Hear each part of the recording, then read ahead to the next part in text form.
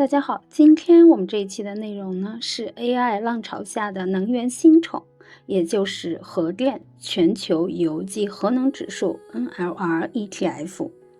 大家可能会问，为什么关注核能呢？因为它是 AI 革命背后的能源需求。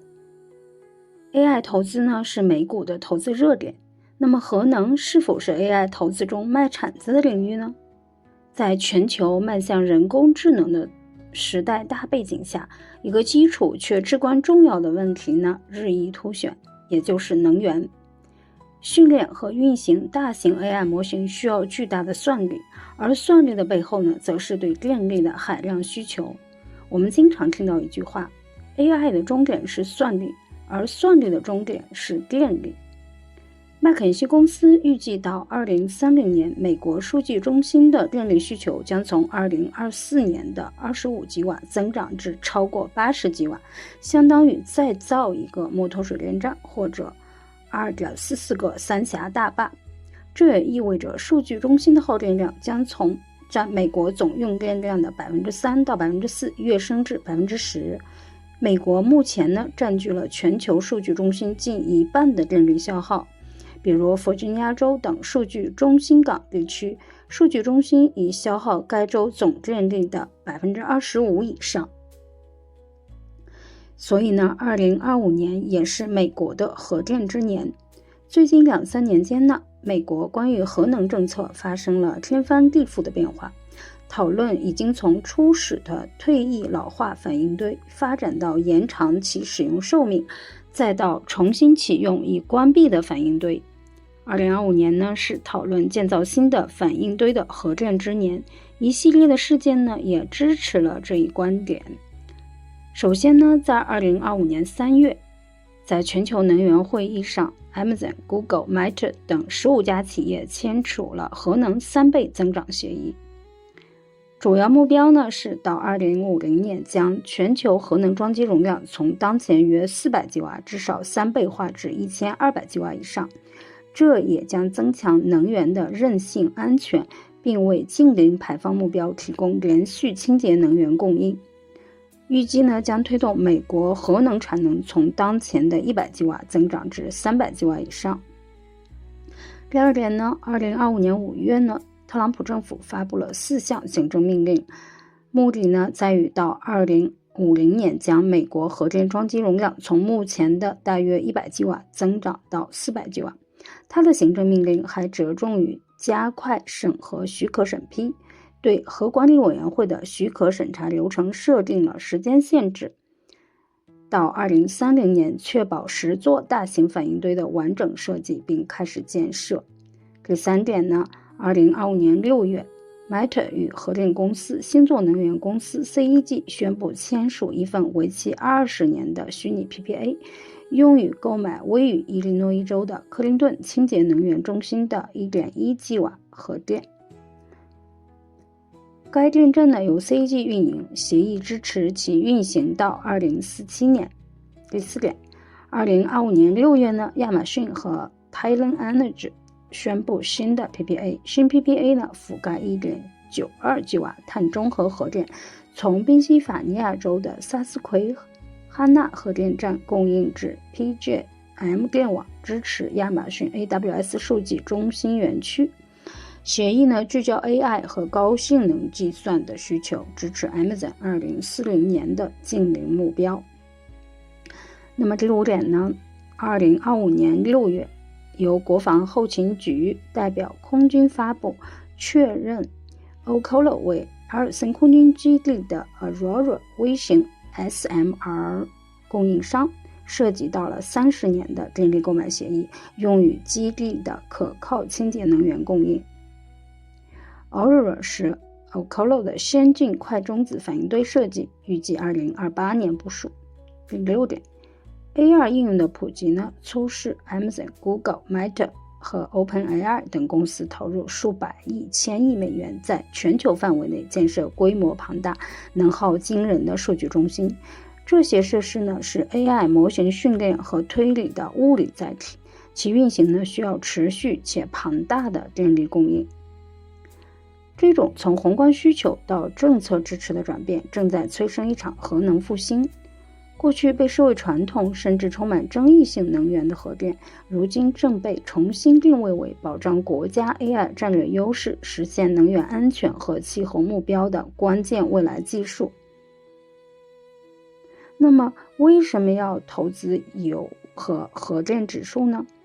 尽管核能复兴的宏观趋势极为引人注目，但对于投资者而言呢，试图在这一个复杂而且高风险的行业中挑选出单一的赢家，是一项非常艰巨的任务。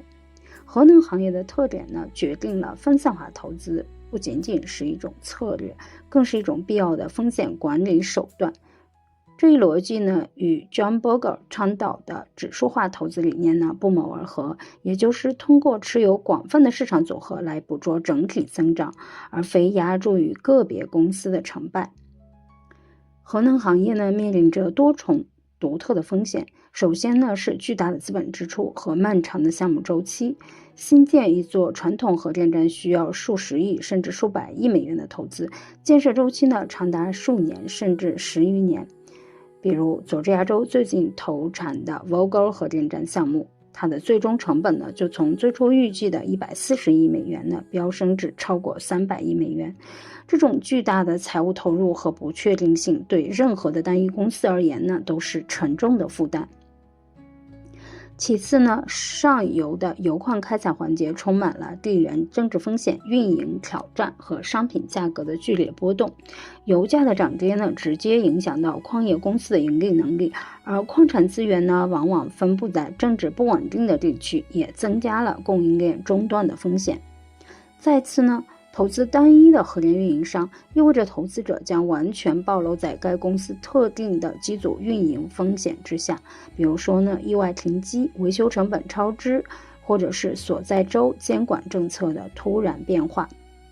因此呢，对于大多数希望参与核能复兴浪潮的投资者来说呢，最审慎的方法就是采取分散化策略。通过投资一个涵盖整个核能价值链的公司组合呢，可以有效对冲上述的单点风险。这种方法呢，能够让投资者从行业的整体增长中受益，而不会因为某一个项目失败，或者某一个矿场停产，或者某一家公司经营不善而遭受毁灭性的损失。接下来呢，我们来介绍一下 NLR ETF。VanEck 发行的油与核能 ETF 是投资核能复兴主题的关键工具之一。追踪 MVRS 全球油机核能指数呢，是一个涵盖整个核能产业链的多元化投资组指数，包括从上游的油矿开采商呢，到中游的核反应堆设备制造商和工程服务公司，再到下游的核电运营商。这种一站式解决方案呢，极大地简化了投资的流程。那么 NLR ETF 的总规模是30亿美元，费率是 0.56%， 在2007年成立。NLR ETF 2025年的回报是 67.16%， 最近1年、3年、5年、10年的年化回报率呢，分别是 58.34%、31.37%、24.39%、12.88%， 成立以来的年化回报呢是 3.3%。NLR 的历史业绩呢，清晰地被划分为2个截然不同的时代，深刻反映了全球核能行业的兴衰周期。要准确地评估它的投资价值呢，必须要理解这一段历史背景。那么第一个时代呢，是后福岛时代的长期低迷。NLR 成立于2007年，它的早期发展阶段呢，不幸遭遇了2011年日本福岛核事故的冲击。这个事件呢，引发了全球范围内的反核浪潮，导致多国关停核电站，搁置新建计划。全球核能行业由此进入了一个长达10几年的核冬天。在此期间呢，油价持续低迷，核电项目投资锐减，相关公司股价呢一蹶不振。这也直接导致了 NLR 在相当长的一段时间内表现平平，它自成立以来的年化回报率仅为大约 3.3%。这段历史呢，解释了为何长期回报数据看起来呢并不突出。那么第2个时代呢，是核能复兴时代的强劲崛起。近年来呢，随着全球气候的变化压力加剧，能源的安全问题凸显，以及 AI 技术爆发带来的巨大电力需求，核能作为清洁稳定的集合电源的价值呢，被市场重新认识。政策风向的转变和行业基本面的改善呢，共同推动了核能行业的复兴。NLR 的近期业绩呢，正是这一个趋势的直接体现。数据显示呢，它最近1年的回报率呢超过了 58%，3年的年化回报率呢超过了 31%，5年的年化回报率呢超过了 24%。这种戏剧性的业绩反转呢，标志着市场对核能行业的估值逻辑和未来预期发生了根本性的改变。那么 NLR 的持股包括 SMR 明星公司 Oklo、NuScale 以及核电巨头 Constellation Energy、Public Service Enterprise 以及核燃料公司 Centrus Energy， 还有油矿公司 Cameco 等等。我们将在下一期呢对此做详细的介绍。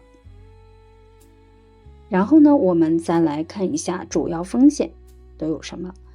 尽管它的前景非常广阔，核能投资呢仍需要警惕下列的风险。第一点呢是公众认知与安全问题，历史事故比如福岛影响公众的接受度，可能引发抗议或者政策的逆转。第二点呢就是项目的执行风险，建设超支和延期完工非常常见，平均成本预期可达预期的2倍以上。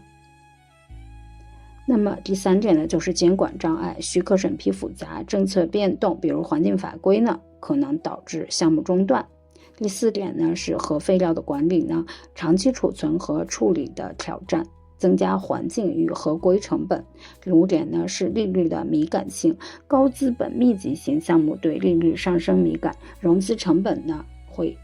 攀升，就会导致呢压缩回报。那么呢，由于人工智能驱动的电力需求呢激增，正在引发一场深刻的能源转变。这不再是一个周期性的需求波动，而是一个结构性的长期的需求跃升。它要求能源系统呢必须提供前所未有的清洁且绝对可靠的集合电力。在现有的技术版图中呢，核能是唯一能够大规模满足这一需求的成熟技术。它兼具零碳排放和时刻稳定输出的双重优势，这也使得其成为支持 AI 革命和实现全球气候目标不可或缺的基石。从政策制定者到科技巨头呢，在全球范围内的共识呢正在形成，一场跨越数十年的核能复兴呢已经拉开了序幕。这一期内容呢就先到这里，感谢您的收看，请记得订阅、关注、点赞、分享。下一期呢我们将详细介绍 NLR 的10大持仓。